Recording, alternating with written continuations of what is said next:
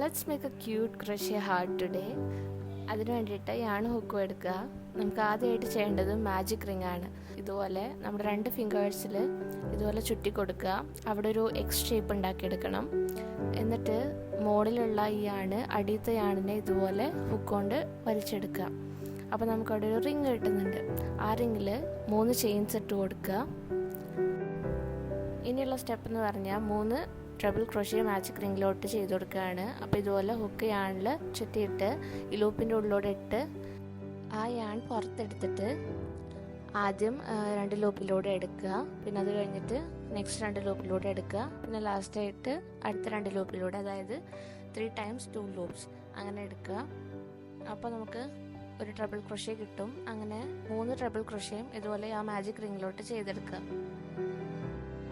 ആദ്യം നമ്മളിട്ട 3 ചെയിനും plus 3 trouble crochet, അതായത് 4 trouble crochet കിട്ടിയിട്ടുണ്ട്.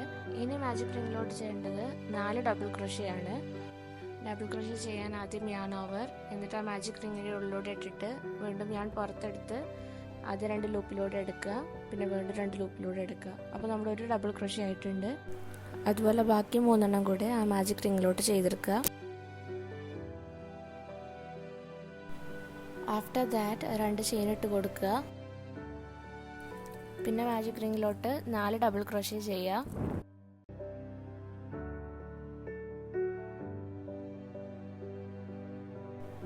അത് കഴിഞ്ഞാൽ നമുക്കൊരു 3 ട്രബിൾ ക്രോഷ്യയും കൂടെ ആ മാജിക് റിങ്ങിലോട്ട് ചെയ്ത് കൊടുക്കാം.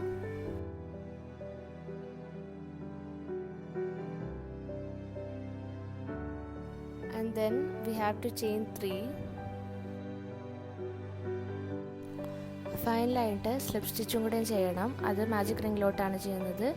അപ്പോൾ നമ്മുടെ ഹുക്ക് ഇതുപോലെ ആ റിങ്ങിൻ്റെ ഉള്ളിലൂടെ ഇട്ടിട്ട് യാണ് അങ്ങനെ പുറത്തെടുക്കുക. അതായത് ഒന്നുകൂടി കാണിക്കാം. ഹുക്ക് ഇതിലൂടെ ഇടുക, എന്നിട്ട് ആ യാണ് പുറത്തെടുത്തിട്ട് എന്നിട്ട് ആ യാണ് ആ ലൂപ്പിൻ്റെ ഉള്ളിലൂടെ തന്നെ എടുക്കുക. അങ്ങനെയാണ് സ്ലിപ്പ് സ്റ്റിച്ച് ചെയ്യുന്നത്. And again chain 1 to secure.